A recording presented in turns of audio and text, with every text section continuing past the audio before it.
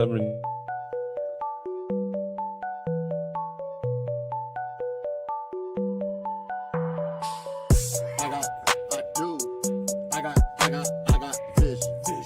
Means back to the business.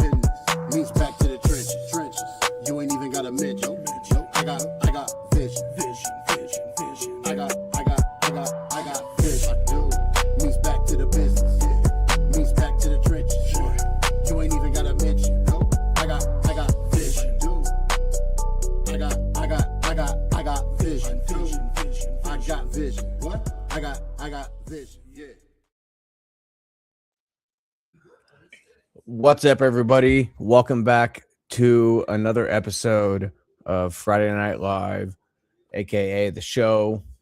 I'm joined as always by Young Juice and JT in the Self-Made Sound Studios, proudly brought to you by Hybrid Promotions.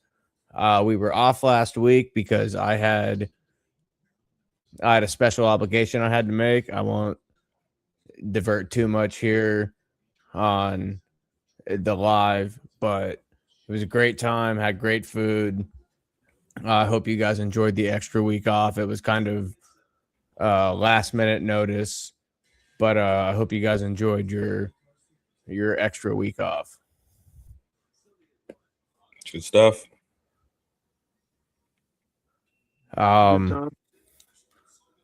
Yeah, it was. I hope you guys had a good time. I had a great time. Great weekend overall. Good kind of reset. Kind of heading into the off season here for the major sports with the Carolina Hurricanes winning the Stanley Cup. We won't spend too much time on that tonight, but kind of the lead main in here is the Knicks have ended the drought. It's about time. I'm glad for the Knicks. I mean, they deserved it. Jalen Brunson, it was like, I don't know if y'all seen the movie Him, but it was like they injected him with Michael Jordan serum. This dude was insane this whole playoff series. The Spurs led like 77% of the series. Yes. Still, like, And they blew 5 straight double-digit leads. I've got to blame the $229 million man, De'Aaron Fox. This dude has to go. Yeah, he really kind of killed them. Especially in late game situations. Hold on, before we go on, I know we took last week off, but can we rewind to the end of game 4 where they basically had it in the bag, and rather than running downhill and trying to get a mid-range or a foul at the bucket, like it's the middle of the second quarter, you're up by 1 in game 4 of the finals with a chance to tie the series, and instead of pulling it back out and taking a free throw, you're just gonna decide to say fuck it and go to the hoop, like, and get blocked so vigorously it destroyed any momentum that you had for the remainder of the game. Crazy work. All you had to do was run down there and just run around and wait to get fouled. And then it's the biggest mental mistake since J.R. Smith. Like, I needed somebody that had their hands pointed like LeBron at that moment. Yeah, JT, what are your thoughts on that whole deal? I want to circle back to who made that block, but yeah, I mean, just in general, and Josh, you and I were kind of talking about this after the Knicks won it. I think that the big thing for me to watch for is just if Mitch Johnson is going to continue to be the guy. I'm just not feeling it. I'm not seeing it. No, I know that. I mean, I don't know the whole backstory, but I can only assume that obviously because Popovich was the former coach, and obviously Popovich is now the president of basketball operations. Obviously, I assumed he was Pop's handpicked successor. So I don't know what that dynamic is like, what that relationship is like, if he would pull the trigger on that. because I assume that's still obviously very much a Greg Popovich decision. So I think that's really what it comes down to is what are they going to do about this head coach? Because you have just this generational talent, and you don't want to blow it, and it's clear it's just something isn't right. I don't know how this team got past Oklahoma City, but man, I don't know. Yeah, you're not wrong. Like, it was funny because we had basically Hold on, Juice. Hold on. I want you to respond to this, but I want to also know at the same time what your thought process is on what merits you think that whatever Popovich, Popovich. Popovich. Thank you, man. I had a stroke there for a second, but what Popovich has to say that they actually take, into full considerability, considering what's happened to him, and if you've seen him in any sort of public light lately, like he does not look great.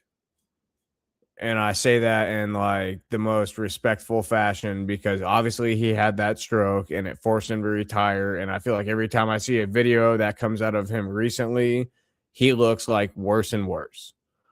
So I understand the question, JT, with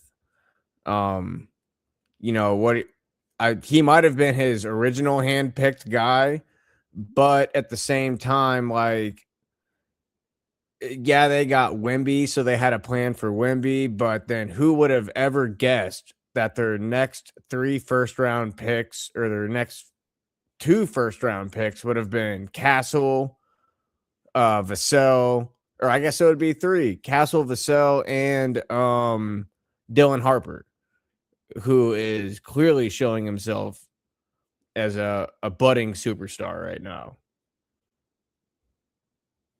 Yeah, it was just so many mistakes made by the Spurs. I never seen a series where I yelled so much. Just screaming at Robinson to just call timeouts, bro. Like you see the momentum switching Yeah, that all the was a time killer. to stifle their momentum. Why would you just let them continue? Like in the game where they came back from what was like 29-39, like you could slowly see them coming back. And I'm like, call a timeout, call a timeout, call a timeout. The only timeouts coming is when it's a commercial break to the point where I'm just visibly frustrated because I'm like, any other team or any other coach who's in this position would call a timeout. That's number Just one. did you get the weird feeling in that game? Because I kind of turned it off when it got up to like 27. But I was never really comfortable with, like, there was something in me that told me, it's 27 early. Like, it's That's my not biggest like, problem with the league in general. You can't hold any leagues because nobody plays consistent defense. Like, or how do or you you have a league or 3 point? so I don't mean to cut you off, but so early in that first half, the Spurs could not miss a 3. Like any sort of 3 they took in that game, it would almost looked like it was going in. But then they got too comfortable from outside the 3-point line, stopped going inside, started giving up, like you said, playing lazy defense. And we're coming back to the full circle here is Mitch Johnson not calling a single goddamn timeout through the entire run. This points And where I'm like, how many timeouts do they have? Are you holding timeouts? Is there a reason you're not calling these timeouts? This is just no, bad. hey, brother, it's like football. We're saving them for the next game. Yeah, it's just bad coaching. And then we get to my second point. I need Wemby to realize that he's 7'4". You can literally just stand under the rim and get a layup get a layup or a dunk without barely moving your legs. Stop going for jump shots. And not even jump shots, 3-point shots. Go for it too. Go for the layup. Go for the dunk. Yeah. My third problem, in the last 3 Yeah. minutes of the game, where is Wemby? Wemby is on the side of a milk carton in the last 3 minutes of the game. He don't get no touches unless you see him get fouled and he's on the free throw line. You can't go microscopic in the last 3 minutes. Like the same stuff they indicted LeBron James for, I don't hear any indictments on Wembanyama. Thank you And for this is the saying that. craziest stat about the whole thing. Jalen Brunson has never lost a championship game. Wemby has never won one in their whole careers. I went and looked it up. Jalen has won on every level. Wemby has lost on every level. Well, so I guess that brings me back to the Knicks point here is it's kind of like a full circle moment 10 years later, because I'm pretty sure almost four of those guys on that team played for that 2016 Villanova team that kind of went on that improbable run, hit that incredible shot. I think that moment leads into when LeBron ends up coming back down 3-1 against the Warriors later in that year. And I think all three of us could probably agree that 2016 was between when Villanova hit that shot to win on the honestly, I've never seen a pass like that before in a game up until that moment. I'm sure it's probably a play that's been ran around the entire country, but to see it ran and executed in that moment to hit a game-winning three for a national championship for Villanova, and then 10 years later, four of those players on that team are playing in New York right down the street, and they bring them their first title. And then Cat also went to Kentucky, so like he's not too far from there either. So just to see him, I kind of come together. Like I didn't really want to see the Knicks win. I really kind of wanted this for Wemby's, legacy, because now he's in the LeBron talks of, they did all this to get here and they couldn't win. But, this Knicks team could also be there for the next 4 or 5 years. But that goes back to the coaching. Like at a certain point, as a coach, you got to pack De'Aaron Fox up. You gotta welcome. Yeah, he's gotta go.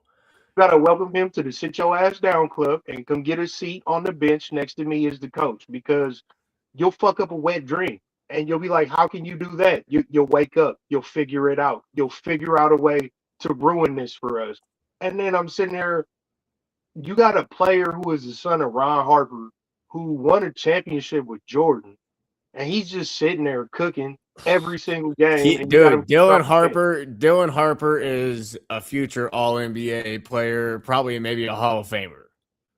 Like so they say what they kept saying in the finals, that after you play 82 games, you're not a rookie anymore because you've played a full season. And I feel like they said that every game, and every time he came on the floor, like he was an immediate spark. And you got to think, like in college, you don't play 82 games.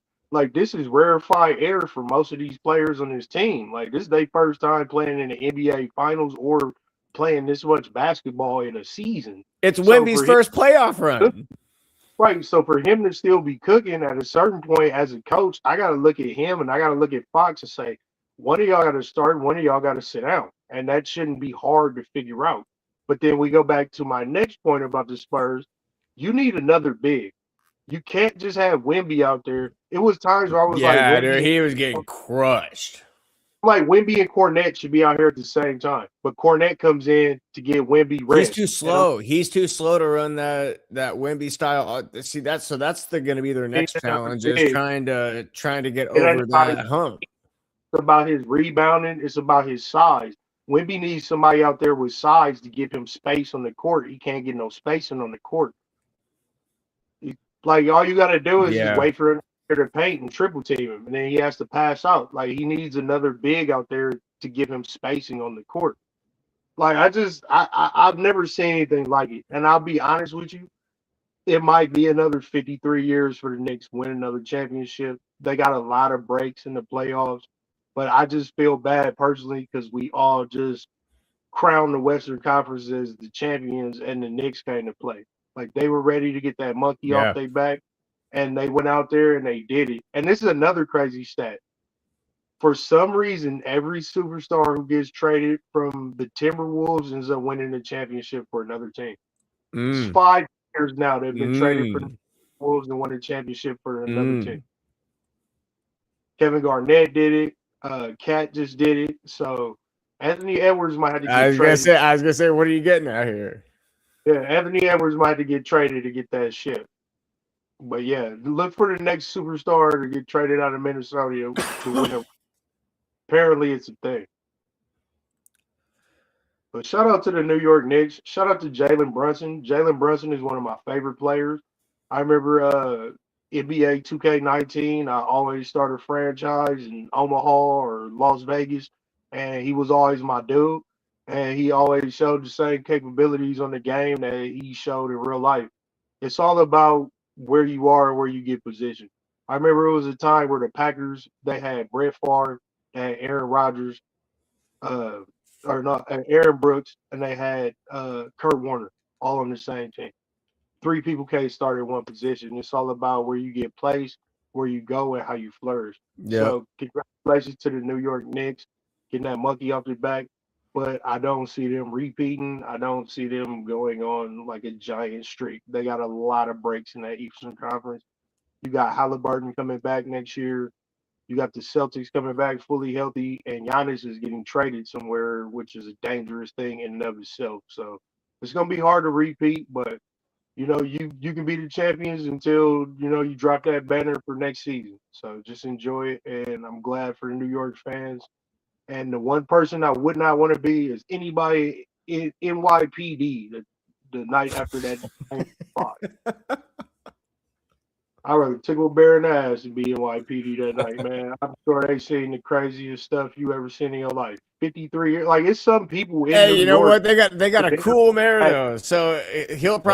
probably pay all that shit back in city funds and be like, you know what? Don't even worry about it. We'll get you a better bus. We'll get you a better taxi. Like he's out here making like national high five New York City days where you have to see it's like a mandate that it's like everyone's like concerned about him going one way, and he's like, you know what? You have to smile and say hi to everyone that you see today, Dave.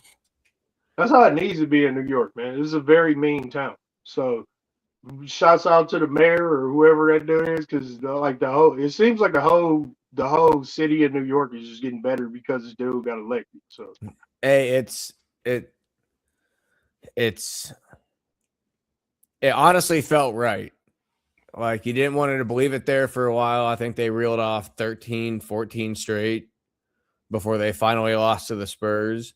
But it seemed like some point there in that Cleveland series that like, you could hope that whoever faces them could maybe overcome it, would be able to get over the hump against the Knicks. But after they just kind of prevailed over and over again. And what it kind of reminds me of, which I want to get back into, is the Halliburton thing of last year, where if you just even kept the Pacers within not even an arm's distance, because how many times did they come back from 12 to 15 down?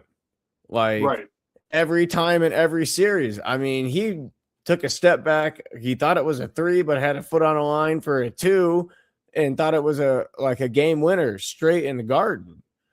And I'm just kind of curious as to like what the league will look like when Halliburton finally can come back next year, and if he will be like the same player. JT, I'm really, really curious as to kind of what your opinion is on like what the Pacers could look like, especially considering the pick they could get this year and who they could pair next to him.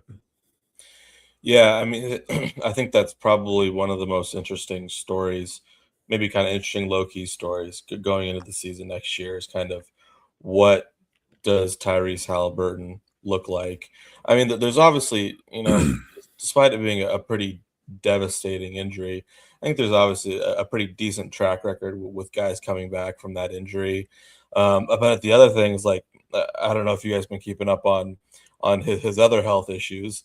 The poor guy got like shingles and he like gained a Yes. bunch of weight and he's like No, absolutely miserable right now.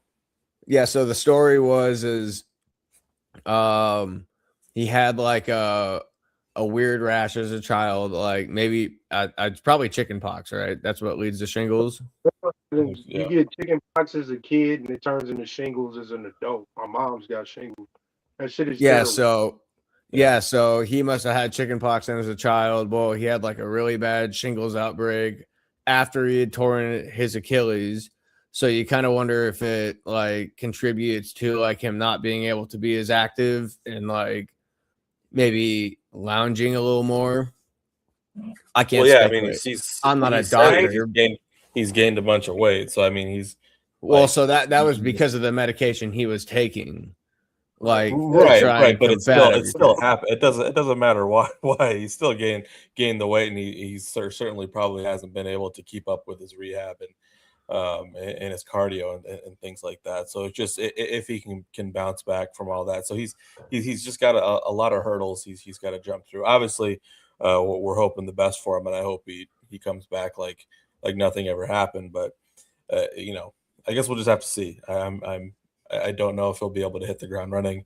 I'm sure he'll get back to his old self eventually, but hopefully he can find his way back. So what if this? I guess this is the final question I'll pose on this, and we can move on. We got to thank some sponsors. What if he comes back? So he gained 30 pounds. Let's all say he collectively gained 30 pounds throughout this. Well, he finds a way to manage his diet the way he was eating or whatever, and substitute that. And he drops 10 of those pounds and then puts on 20 pounds of muscle using the weight that he already has on him, because once you have the weight, it's easier to kind of sculpt it rather than, trying to build like from the block up.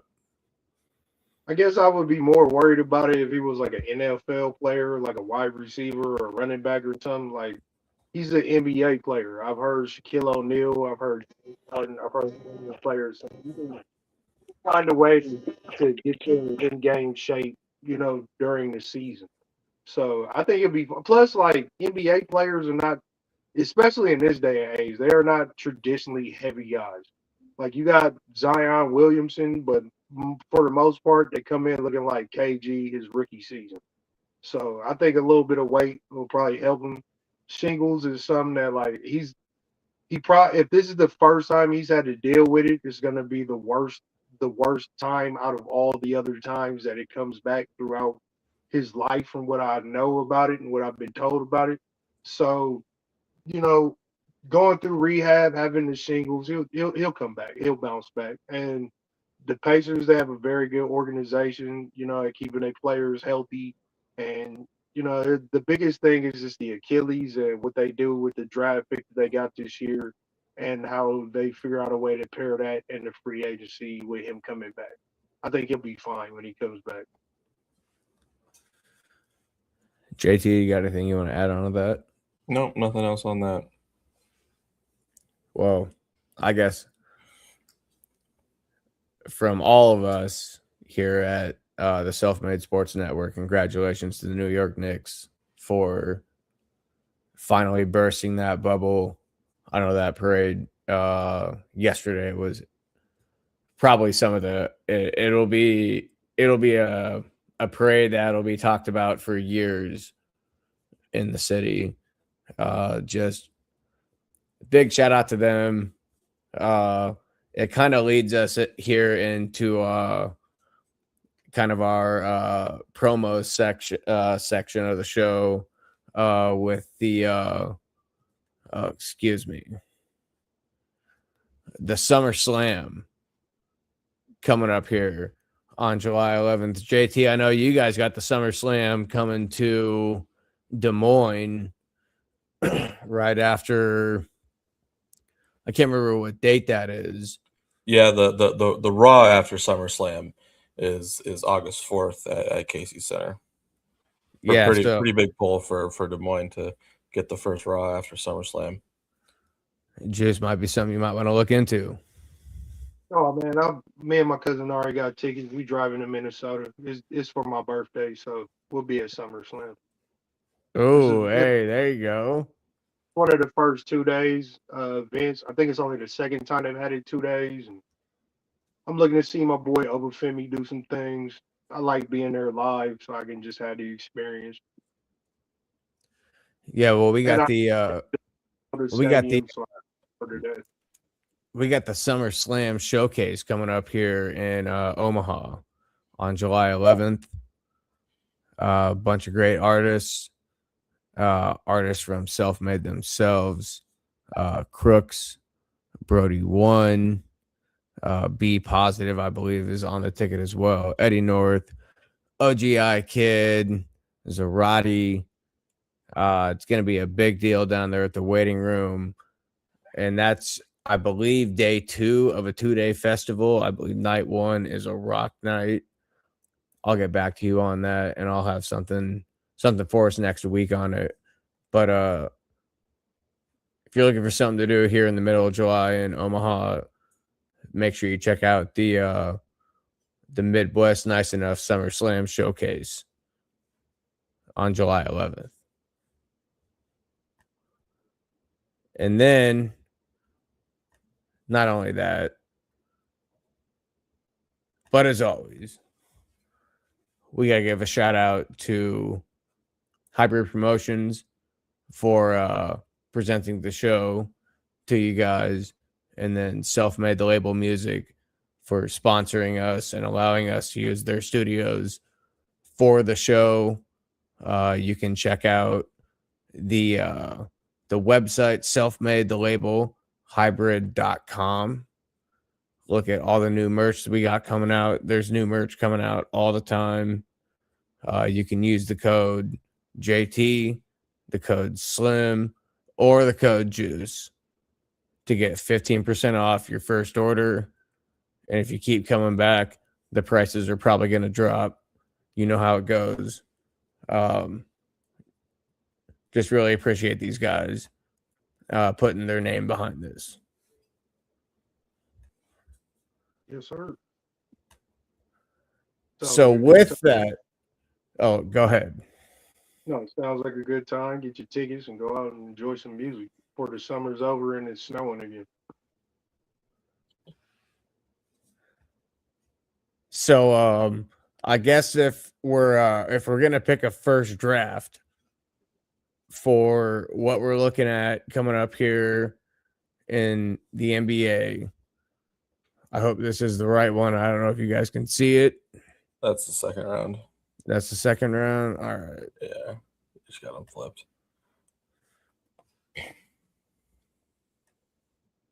There is. Good luck trying to see that. No, I can see it. Yeah, so I think the thing that's kind of interesting for me, and it's not quite reflected in this guy's specific big board. I've been looking at a few mock drafts, and it just seems like that, like all the Iowa guys, all the Iowa related guys have dropped. You got Sturts was kind of looking at being a fringe lottery guy. And he was invited to the draft. He's yes, he was. He's kind of on the back end of the first round. I've seen some mock drafts where they've got Jefferson in the top of the second round. It's starting to look like that Lipsy might go undrafted. So it's kind of been a little bit of a bummer where all those Iowa guys have kind of shifted down a little bit. And at the end of the day, it kind of is what it is. It'd be nice to see Jefferson go in the first round. I guess that's the real thing that I'd like to see. Yeah, the one thing I will say on Jefferson is he is probably going to be a guy that will go late first round to a team that is a like immediate contender that's going to look for not necessarily a pass first, but a guy that can pass down low, that's not afraid to go to the bucket. And if he's 6'8", if he can work on a jump shot and maybe even on his 3-pointer a little bit, like he could be really dangerous down the road as like a seventh man in his first couple years and maybe work his way into a starting role. But if you were to put him on, like, let's say you throw him on the Spurs next year, that's where we all hope Momchilovich would have went. Obviously he pulled out, but let's say you put Jefferson on like a team like the Spurs, like he would be a good guy that you could probably pair next to Wemby maybe not necessarily like in like a twin tower type of situation, but he would be a good guy to be able to like be a release valve for the team, like so they don't go so stagnant on offense. I feel like that's where the Spurs really kind of lacked is is when Wemby's off the floor, the Spurs kind of really lack in what they can do with that second team rotation. Yeah, there's not a lot of offensive production at all once he leaves.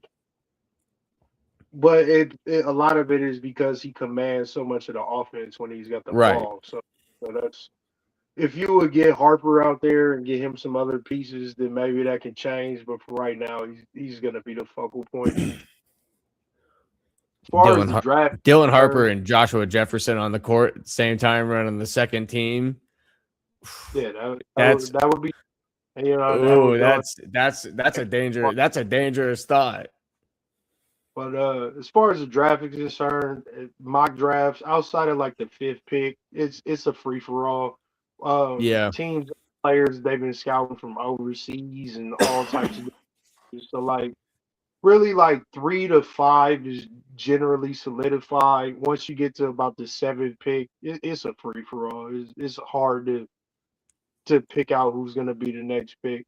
I'm hearing that the Jazz might trade up to get the Bansa because I heard he wants to actually be in Utah like next Yeah. day. Yeah, I've heard So that too. look out for that. And that would be good for Utah. Like you never want a player who doesn't want to be there.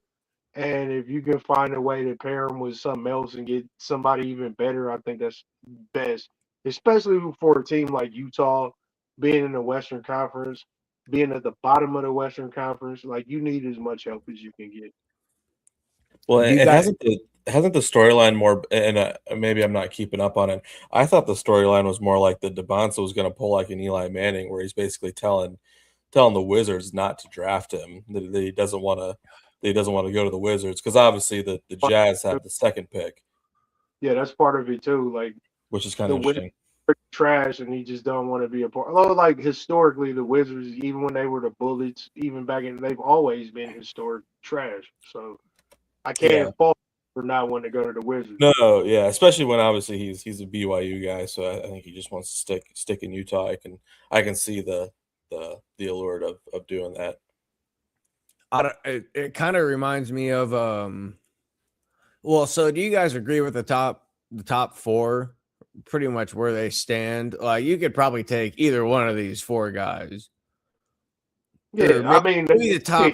I guess I've never seen enough of Darren Peterson to be able to rely on him, but I guess he's got some behind the scenes personal issues going on that's like non-basketball related, which I mean, I completely understand, but it kind of reminds me of the whole Royce White deal. Yeah, and I know he had the issues with like being sick and being injured. Like I guess I think there was something came out like the guy was basically like ODing on creatine.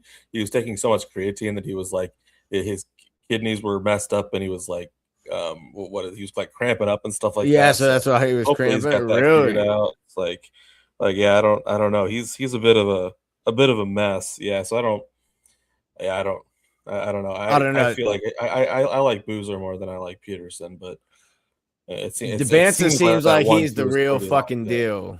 Yes. Yeah, especially when he was DeBanza started seems playing like those he's the real 40-minute fucking games. deal, and that's from hearing the interviews from the Iowa State players after playing him a couple times. They're like, you know, Yeah. they've seen the toughest of the tough of the they've seen Peterson, the Bansa, Flemings, Burries. Who am I missing here? Anderson, Yeah. Sturts, Acquaintance, Amet, Sanak, Pete. I could probably keep going for at least a couple more names here in this first round. And the Banso, the entire team, like collectively said, "Oh yeah, we don't like playing him." Uh, I mean, uh, pay a lot of money in NIL and they pay a lot of money to the scouts. So if they got him number one, he must be that dude. And playing in Utah, you could probably come in getting somewhere between 18 and 25 points a game because it's not like they got a bunch of ball hogs up here. It is kind of interesting. Just kind of changing topics here. There's really not any like foreign. There's hardly any foreign players in the. I know that's like one reason why That is actually the kind of a good NBA point. I didn't even the think about NBA that. draft has lost a lot of allure to me, and I know to other people it's just like it's all these like foreign guys that we've never heard of. So it's kind of cool to see more college guys kind of getting in on this. Now I don't know if that's like an NIL thing where a lot of these foreign guys are opting to get their bag in college before going to the draft, but it's kind of crazy how few foreign players there are. I think there was only I don't see any on here in the second round. I think there's just one guy on the first round. There's Or that guy in the top right at 46. That looks like maybe a foreign logo. I was thinking Yeah, but 58. next I was thinking draft, 58. foreign players drafted. That's Like UCLA.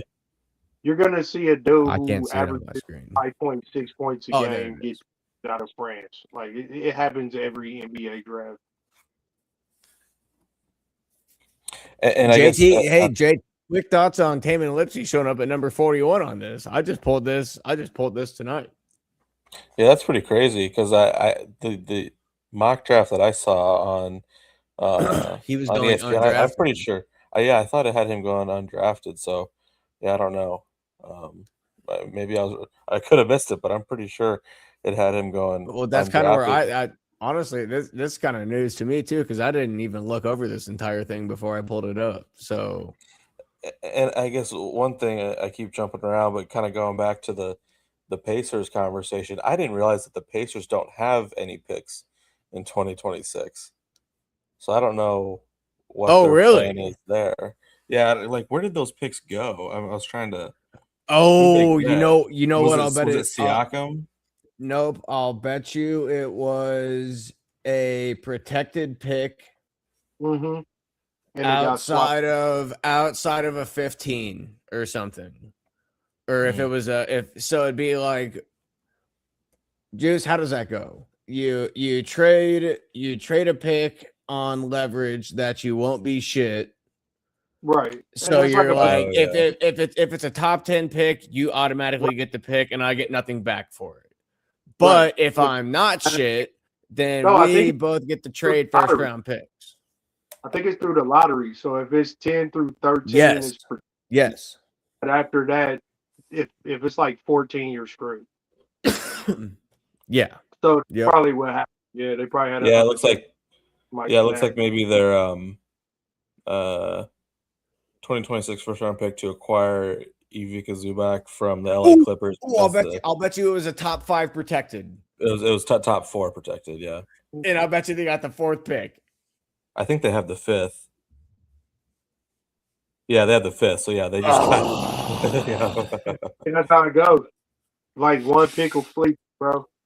But or I guess maybe they can always trade and get back in the first round. Like, but I don't know if that's what the move is. But yeah, that's how it goes, man. Stepped on the tent, it bent, and that's how it went. Yeah. Man, dude, that's the ultimate GM crippling move. You know, we've all played 2K GM mode, and it's like, oh no. Like I'm really counting on this to come through. I get on the internet and start reading up how to pick. I'm not trying to trade my top 3 pick to the Lakers on accident. Like, no. It's all shit. These like the protected picks is such a confusing thing. It's such a foreign concept to me. I don't understand how they keep all that straight. That sounds so confusing. Oh yeah, because I could trade Juice. I could trade you rights and then trade my rights to JT and then trade your rights back to him if it doubles back. And then it's like, hey, now I got 2 first round picks. I prefer the NFL. Like you trade McCaffrey, you get a second, a third, a fifth. We know where all picks are. We don't. You tell us what year you get the picks and everything. Like It's Hey, just you know it's what? You want Miles Garrett? Give us Jared Verse in the first round and a second round. Let's call it a day. well, they're trying to change it in the NFL to where you're really gonna see people getting fired because they're trying to make it to where you can trade picks out to like up to 8 years out. I think they're trying Oh, to do the did same you thing. see Mahomes? Mahomes is now set to make over 500 million over the next 10 years. They restructured his deal again, and all they're Is he gonna win? JT. What they're doing is they're doing what the Dodgers are doing with their baseball shit. They've all figured out the loophole that you could just restructure, push it down the line, and then one day I'm gonna be shit, and then I can pay everyone that I owe money to. Well, the crazy thing is, how many championships is Mahomes gonna win? Like he's already like what 30, or at least close to it. I I got think he's two champions. 29. Yeah, I got two championships with Mahomes before 40. Like two more. Okay, that puts him at 5. Well, 5 is good, but you know what I'm saying? Like 2 rings for that much money, man. Who knows? You got Caleb Williams coming. You Oh, got a lot of. that's a really good thought too. Oh man, what if they never make it back? That's what I'm saying. Like, look at their division. You got the Chargers. JT, what are your immediate thoughts on if the Chiefs never make it back to the Super Bowl after this little 5-year run? How much longer is Andy Reid gonna be the coach? Yeah, Travis Kelce cook. yeah, that's You got pretty to crazy.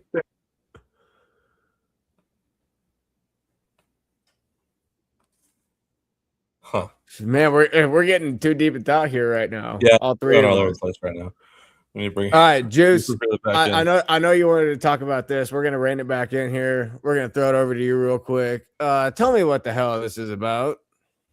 Okay, this is the second annual Boneyard event. Basically, is bringing like top players from California to New York, from Texas to Michigan. It's just bringing some of the top recruits in college football, well, in high school football, to Memorial Stadium, get them in a 7-on-7, and get to basically get a couple scouts, get some free recruits to come in and get a free recruiting assignment. So, and get a look at some of the top up and coming players from here in Nebraska and from all over the country. So, I guess last year the event, I want to say it was further up north, maybe like Michigan or something, and it didn't do as well. Here in Nebraska, they sold like 550 free tickets immediately. They're hoping for like 15 to 20,000 people to come to just basically get to watch, the next crop of talent that's going to be, flourishing college football. So I think it's a good opportunity for the state of Nebraska. Anytime we can get an opportunity where we got extra recruits on the campus, I'm all for that. And you get a chance to see some of the top elite talent in college football on 7-on-7. They get to interact with the coaches. They get a brief look at the campus lifestyle. So I think it's going to be positive. I hope a lot of people show up, and I hope it leads us getting some pretty good recruits out of this. JT, what are your thoughts on this? Because I got a few immediate thoughts, but I want to hear what you got to say first. You can go ahead on that. I kind of really like this idea, especially if it brings kids from around the state. If you're trying to rebuild like your in-state recruiting, because obviously Nebraska has missed out on a lot of like in-state gems over the years. The first example that comes to my mind would be Ben Bramer, who is now unironically going to be playing for Penn State out of all schools in his senior season. But Iowa State was on him heavy early. If you could really sell this to kids within the state that maybe might be overlooked, like you might be able to hit on someone, maybe potentially a year, if not 2 years early, if they show up to a camp like this. And it's essentially going to do kind of what JT Otzelberger does in Wisconsin, whereas they're just always throughout the state, just watching guys that, you know, they're already following and then pick up on other guys and they're like, oh, hey, we got to get on him right now. And it's a good way to potentially build a pipeline to where like you want to be at, you know, this camp. Like this is your chance to get seen by Nebraska. And then if they can build out from there within the school districts, then you have a really big chance of like not even really having to hold camps like this, but just the prestige of the camps can bring in, you know, guys that are under the radar that will give you that opportunity to see them. You got a chance to get guys who might not even be thinking about going to University of Nebraska. You know, they come down here for a week. You know, they get some of the good food. They get to listen to the hospitality. They get to, you know, walk around and be seen as And a big deal. that's a really good name too. The Battle of the Boneyard. And It sounds cool. especially if it's the black shirts, like you could probably call it the black shirts camp at some point. Well, that's the thing. I wonder, like next year, if Nebraska will get it again, or if they'll try and send it somewhere else. Because if it's hot and it pops, like you know, somebody else is gonna try and get it. But for the state of Nebraska, it's just big to bring in this talent and get an eye on it as sophomores and juniors and seniors. You know, you might be able to get a hot sophomore and you can recruit them for the next 2 years and just roll them out to the campus when you get ready. So I think it's a good opportunity for the players involved, the coaches, you know, the atmosphere, the stadium, and you know, we got a lot of things going on in Nebraska right now. We got a lot of positive things to be focused on. So this is just another drop in that bucket.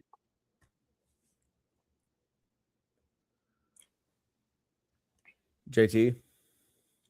Well, I was just gonna say the Nebraska certainly needs all the help it can get recruiting because it just had another big swing and miss on the recruiting trail. Maybe that could bring it to our next point. No, not to hate on Nebraska. It was just a good segue. The Obviously TJ Otzelberger continued his role on the recruiting trail, picking up Jack Conan from Wisconsin. So TJ Otzelberger continues to clean up in the state of Wisconsin, and while doing so, kind of snuck one under as his former mentor in Fred Hoiberg. So again, just lighting the world on fire with these Wisconsin guys. It sounds like that Conan has a younger brother in the class of 28, I think. Sounds like Iowa State's already in on him. And that kind of gets back to a conversation that we had a few weeks ago where, you know, it sounds like that with this recruit of Conan, that kind of locks up all that Otzelberger wants to do with the 27 class, and that lets you move on to the 2028 class, and you just keep that momentum rolling by locking these guys in early, these really good recruiting classes in early. It lets you start on the next group of guys, and you just kind of keep it rolling from there. JT, Football factory coming out of Wisconsin, man. Like if I'm the coaches in Wisconsin, that needs to be studied. I would be pretty pissed at all this. Oh, hey, hold on. I don't mean to cut you off, Juice, but that's 18 straight top 40 or top 100 recruits out of Wisconsin that Wisconsin has missed on, and I think 10 of them have gone to Iowa State. But say that's at least 15 too many. How do you miss out on 18 kids within your same city? That's rough, man. It's pretty egregious. It was like when Noah Fant ended up going to Iowa. I'm like, how you let this dude from South Omaha High School go all the way to Ames, Iowa, or Iowa Grew City. up right down the street from me, ironically. But I mean, you can only get so many scholarships, and it's only some players you can get on the team. So you know, talent trickles down everywhere. You know, and it trickles through the cracks and flourishes like a rose. So hopefully, this young man can come and you know, with NIL, hopefully he can stay. You know, I can't get too excited about recruits these days with the NIL. Like, yeah, that's fair. Yeah, that's a good point. In Ole Miss. So there's no reason for me to get attached to you like that.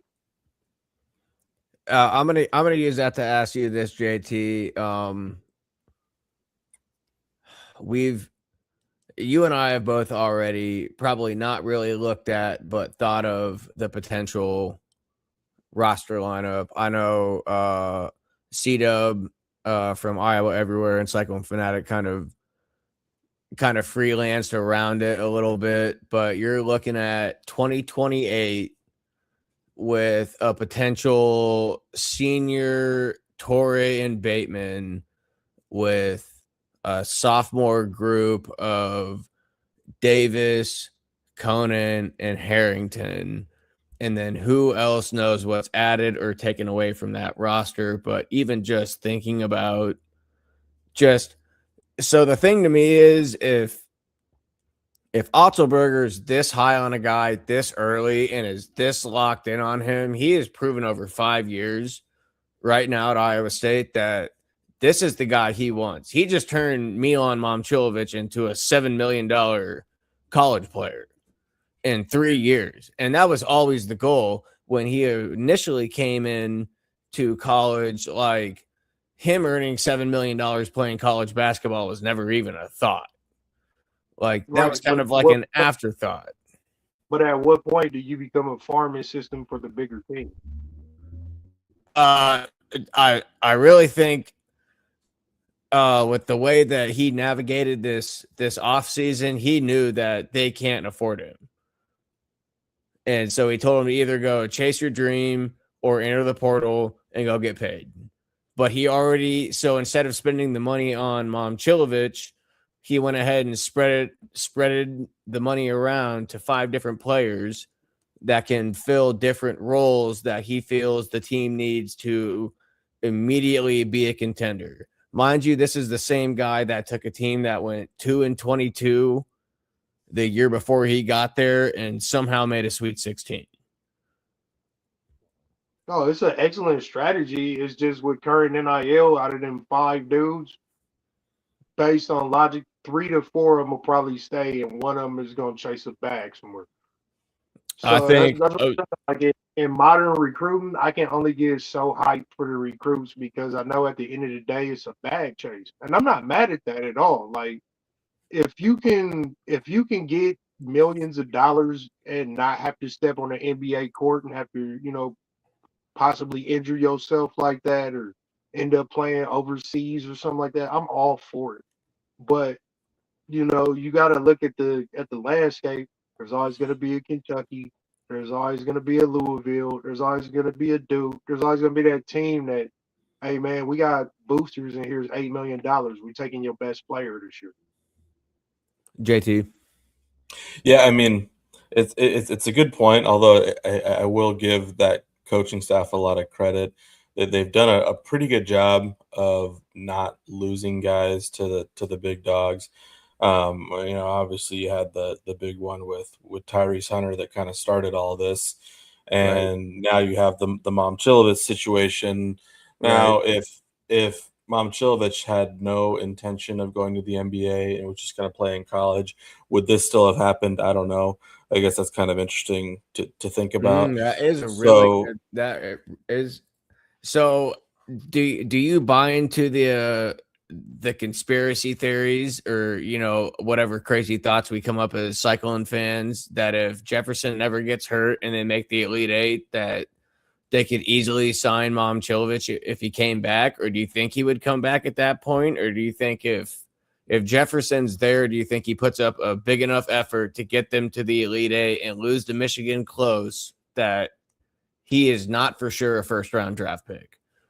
Hold on. Before you answer that, the reason I would say that is because the 3 tournament games they lost in the 3 years he was at Iowa State, he was kind of leaned on. And, I love the guy. I have all of his merch and everything that has to do with him, but he did kind of disappear in the moment when it was like his time to shine. Yeah, it's really interesting to think about. I guess I just don't really know what direction to go with all that. I guess it really it just comes down to to what Otzelberger would want to do, because I mean, I think it's clear that they could have made a competitive financial offer to Momcilovic, probably pay him like $5 million to stay, but then what does the rest of the roster look Yeah, like? exactly. I don't know. I mean, it's one of those things where I think all parties are probably better off.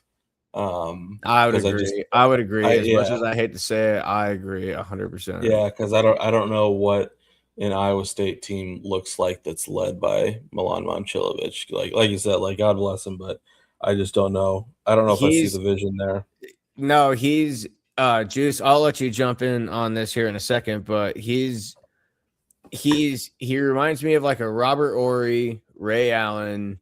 Like, I'm not gonna go out and get you 25, 8, and 4 a night. Like, I'm maybe gonna give you 20, 24, and maybe 2 throughout a season. But those 20 points are gonna be a big 20 points when you need me. But I'm not gonna be able to go out, create my own shot. I'm really not gonna be a force on defense. Like, he's not, and I think that was probably his biggest knock, honestly, now that I think about it, is he's not a 3-and-D guy. He's a 3 guy, but he's like the ultimate sub-in role player. And maybe that's why they told him to go back, maybe work on your defense a little bit. And we see a path for you to be able to shoot threes, because AJ Green's biggest thing was, he shoots the 3 all right. He has a lot of potential with his form, but he can at least play a little bit of defense. Yeah, he played a lot better defense than Momcilovic was able to do. Which I will also say that he kind of did a really good job improving in the last couple years. So I guess we'll see what I don't know. I would assume he's working with people outside of the university at this point. If you have an agent and all that type of thing, and if you're basically a senior in college, you'll probably be all right. Sure. He's got the back. I ain't worried about going to the league. I got the Duke back. Kentucky. $6.5 million. Shit. I ain't got to play in the NBA, and I got that much money in college. I'm good. And depending on if it's like state tax, wherever you at, you're good.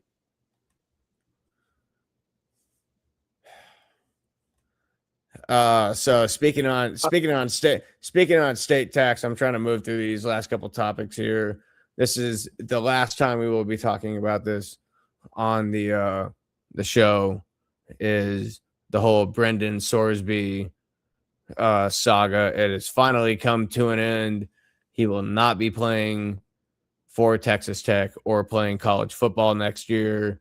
He has declared for the supplemental draft, and his lawyers have filed a motion to dismiss their case against the NCAA and the Big 12, which were filed at different times within the last 3 weeks. But they have filed to release all charges, and it is official. I can proudly tell you both, this is actually a win for the NCAA, and I can't believe I'm applauding that. Yeah, it's nice to see justice prevail. I mean, I wasn't feeling very good about the situation when you saw Not even 5 days ago. Bogus thing come down from the courts. But yeah, this is obviously what should have happened all along. I guess the iCubs fireworks are going off here, so I'm gonna wrap this up and let you hand it off to you guys. But it's nice to see, because that's what should have happened. He got a nice little bag. Texas Tech, I'm sure they got to pay him at least some of that $6 million that he was getting on that NIL. He's gonna go. Oh, hold on. I'm gonna hold you there. I don't know what they're on the hook for. That's what I'm saying, and I can't see them just getting away scot-free on that, because he had already signed a letter of intent and some more shit. So did you see that his agent came out and claim that Cincinnati knew about it Oh yeah, they did. for They 2 definitely. years. Oh, and JT, we'll try and hold this on as long as we can, but we'll move on through the show. We'll wait till the fireworks are done there. For those that aren't from Des Moines, the Iowa Cubs shoot off fireworks every Friday night all throughout the summer. So JT is within earshot, but he will be back with us here shortly after the grand finale from the fireworks. Speaking of grand finale from the fireworks, it's crazy that Texas Tech stood as hard as they could on this topic just for the Big 12 to file like an ultimately damning affidavit or whatever you want to call it, legal document, motion.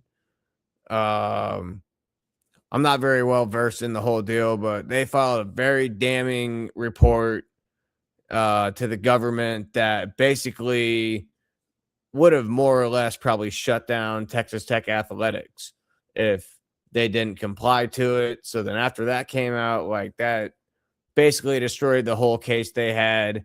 And then they also trotted out 5 guys into the media room to make a sympathy video about supporting a kid gambling on his own team. Yeah, that's all Just a bunch of. when was the last time you seen a guy that gambled on his own team get away with gambling on his own team? It's all a bunch of bullshit. Like Cincinnati knew what it was when they released him. Texas Tech's got 6 million reasons to keep him on the field. And at the end of the day, like he's probably just gonna go in the supplemental draft in like the 4th or 5th round to the Cardinals, the Jets, or like any of the other 7 teams that have no quarterback whatsoever. So he's gonna get a slap on the wrist. At at best, they might have a situation where he gets suspended a little bit, but he's gonna end up playing in the NFL. So it's a slap on the wrist. Is there a world where the NFL kind of steps in for the NCAA on this and they ban him for life? I don't think If so. it I think as he'll get the Terrell Pryor treatment, he'll get suspended 6 games, and he's not gonna really, play, and then he'll end up being an NFL quarterback. Because like you can't kick him out because he's got a gambling problem. That's like a disease, man. That's like a person who's an alcoholic. oh Like, man, you sound like a Texas Tech booster right now. oh, I sound like a person who watched Kerry Collins play drunk as fuck for years. Like, there, people have personal demons, and they get to go out and still have a profession. Like, we've all worked with somebody who had some type of substance abuse problem, and they still got to work. Just because you got problems in your life doesn't mean that you shouldn't get to perform in your profession. He's not the only player gambling. I can guarantee you that because at least once a year we get a new player gambling. You forget about Calvin Ridley?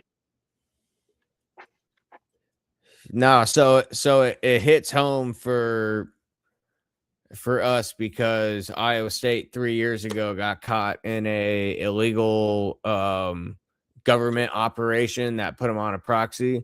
Oh man, we lost juice. JT, are you back? Yeah, we're back, and I threw it. I don't know if you saw the link that I threw there in the chat. You guys were talking about kind of the financial situation. Texas Tech, well, Cody Campbell did basically announce that they're not going to seek to get any of that money back from Brendan Soresby. So he's Which probably okay, basically you know what? fleeced them for a couple $1 million. Good for him, I guess. I told you, free $6 million, bro. Yeah. I can't be mad at that, even if I No. don't make it supplemental Yeah. draft. You know what? JT C-Dub kind of said it the best the other day. The best thing you could do is if you're gonna fall this hard on this sword for this kid, is you allow him to be on the sideline, you allow him to wear a headset, you allow him to be in the quarterback room, but you do not allow him to play in games. Like if what you said in that initial court document about how it's going to be detrimental to his future and his health and like his mental stability, like the best thing you can do is go ahead and pay him his money. Go ahead and let him be a part of the team. Like if the camaraderie is what you're really seeking, you can have that too. You know what? I'm not taking any of that from you. You just cannot play college football anymore. Yeah, it's been pretty disgusting to like the way that his addiction has been portrayed here. Um, it's it just doesn't it just makes a mockery of people who have like actual problems, like that he needs to play football as some sort of Yeah, road to that was recovery. my biggest problem with it too. Yeah, it just reeks to hell, high heavens. So, um, yeah, it's probably best for both sides to part ways. Um, and Soresby gets his money. I'm sure Cody Campbell's not going to be hurting for it. So, I guess it just at this point we just kind of turn to what does Texas Tech do at quarterback? I thought I heard C-Dub say that they have a pretty good backup, but I think he's a younger guy. I don't know anything. We don't need to get into that right now, but Yeah, um, yeah, it'll be we can interesting save that what they for later this summer. yeah All yeah I can say is it definitely would have been fun if Dylan Raiola would have went there, huh? yeah yeah. It's funny you say that. Is there's been a lot of things popping up that said Dylan Raiola should do the craziest thing and move back to Texas or go to Texas Tech. Hindsight is always 2020, fellas. Hey, don't worry, 2027's coming. Oh well, they got like a 5-star quarterback coming in too. It's gonna be like 5 years younger than him, so we'll see how that goes. Who? Texas Tech? Not Texas Tech, Oregon. Oh, well, there you go. You heard it here first. On June 19th, 2026, Dylan Raiola will eventually be a Red Raider. Honestly, bookmark that. Clip that if you can. Clip that. Anything is possible, fellas. And sitting behind a first-round quarterback when you could be starting is a bit diabolical. All right, so we're just passed over the hour and 5 minutes. I should probably thank some sponsors again, but I will do that at the end. We're gonna get in real quick to the very last topic that we got that I want to hit is the World Cup. The United States is now 2-0. They won 2-0 today against Australia. So they have a 5-goal differential. That basically means they're moving on to the next round, which would be the elimination round. I would give one of you $100 if you could explain to me what I'm looking at right now. I looked at it earlier and I was thinking the same thing. I was like, this is like algebra or some shit, bro. This is crazy. I don't understand the stats or none of this. I just know there's only one team I'm cheering for in this whole situation. That is Argentina. That's it. The only team So, so from what I understand, we're looking at 12 different letter groups. So that'd be your group match. And only 32 teams come out of this. And it's like based you see why it's this so such a the, so this is kind of what the NBA Cup uses as their format essentially, but they haven't really kind of figured it out yet because you can't beat a team by 59 one night and then lose by 22 nights in a row and still have like a 20-point differential. Like soccer like kind of works a little differently. Mm-hmm. Well, yeah, you just looking at these brackets, you see why the World Cup is such a big deal. Well, And so it's crazy. why hold on. So why do the last 6 brackets have 5 teams and the first 6 only have 4? Like we should have done more research because I have more questions than I do answers right now. JT, do you want to chime in on this real quick? What are your I do not want to chime in. I got nothing for you. The pies would probably be like the lower seeds, and that's why they have more, just based on my logic of sports. But Like it's soccer, bro. You know, my great nephew, he loves soccer. You know, his mom is Hispanic. You know, it's the most popular sport in the world. I get it, bro. But the crazy thing is, okay, so the people in Boston, like all the foreigners that come for the game, they're out drinking the city of Boston. They have to Yes. import the Yes, I've beer, heard that. like, and that's I heard someone got booed for getting a water in a Boston grocery store at like 6 a.m. the other day by a well, bunch of I guess Americans drink Scotlandese. about 7 metric units of alcohol. I think these people are like Scottish or something like that. They drink 24 metric units of alcohol every single day. Hold on, So these, where's the United States in this? oh, we're in there. I think from what I was saying earlier, I think we're in the second or third, like towards the middle. I can't No, see it's small. hold on. I hate to say it, but I don't think this picture is accurate. Oh, well, You what tell happened? me where the United States is on this thing, and I'll call you a liar. I've been studying this thing for the last 5 minutes. This is totally on me, too. This is what happens when we dabble in the new sports, man. We in rarefied air. Like you got to give us an A for effort, right? Like we covered it because it's important. Like I don't even see the teams that they've played on here. no, I don't understand that graphic at all. Like I said, I looked at that earlier, and I was holding a child, so it probably didn't help. But I was like, I'm not too sure about anything I'm reading right now, and it's okay to say that. More people need to be that honest. Well, Turkey is playing Paraguay on my TV right now, and neither of those teams are on this map. So I guess that probably concludes our World Cup coverage, Go Argentina. at least for a good minute. I know the United States is 2-0, and they're moving on to the elimination rounds. We'll try and get you a better map next week. It's probably my fault. I probably should have sent you the graphic I was looking at, but it was crunch time. You know how that goes. I looked at two or three of them, and I was like, this one looks good. Didn't even check it. But hey, you know what? That we're real over here on the Self-Made Sports Network. Keep it real. Give us an A for effort. At least we tried. All